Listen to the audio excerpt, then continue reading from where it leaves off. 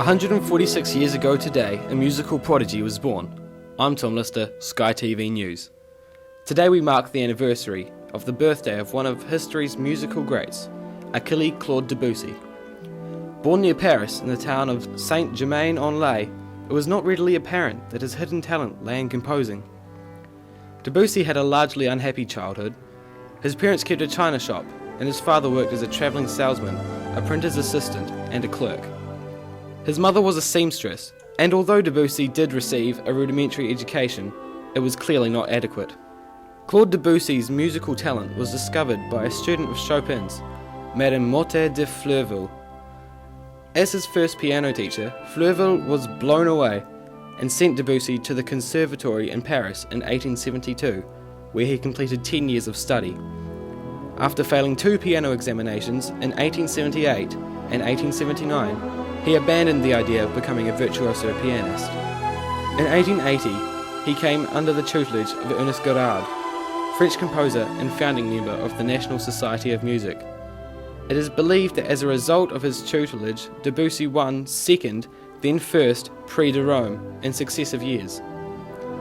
These awards enabled him to study composition at the Villa Medici in Rome for 3 years.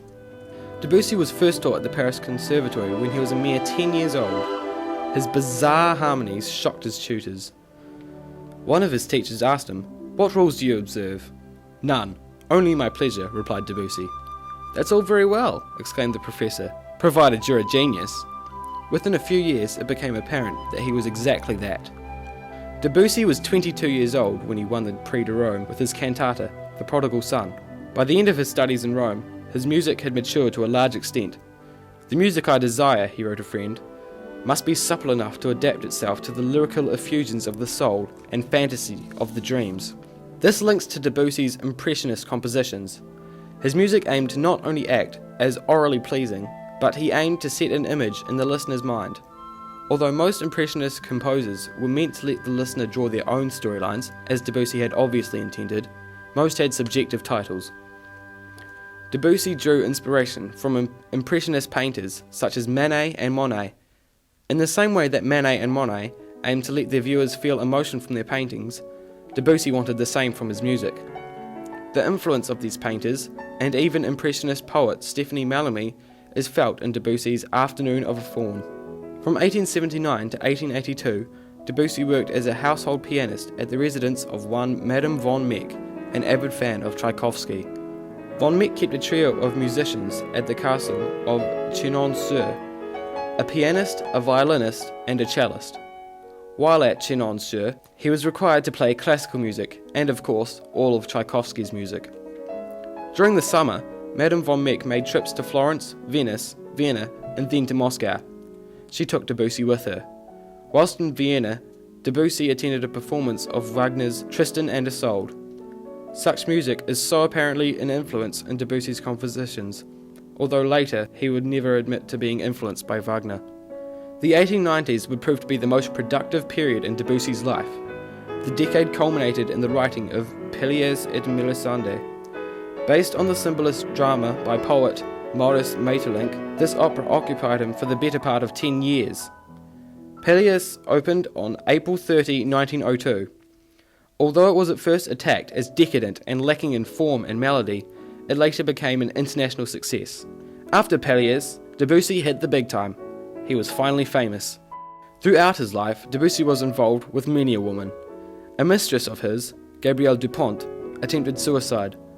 It was discovered after this event that Debussy also had thoughts of suicide himself, before discovering how precious life was when he became ridden with rectal cancer. In 1899, he married Rosalie Texier. He left her in 1904 for Emma Bardek, an amateur singer and the wife of a banker. They had a daughter, Claude Emma, in 1905, and eventually married in 1908. Between 1903 and 1913, Debussy published his chief impressionist works, the 2 books of images and his 2 books of preludes. Debussy explored new tonal harmonies that could previously have been considered shocking, but he made them work. He commonly used the whole tone scale and pentatonic scale. His energies became depleted by the ravages of cancer. The outbreak of the First World War in 1914 thieved him of all his interest in music. He stated that France can neither laugh nor weep, while so many of our men heroically face death. Debussy died from his rectal cancer in March 1918 during the bombardment of Paris during World War I. We now look upon the life of one of history's great composers and melodical rebels in awe. He led a life of ups and downs.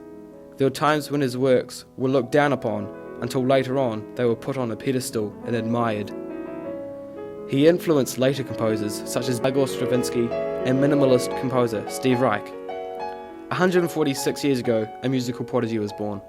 146 years on, we remember the man, the music that was Achille Claude Debussy.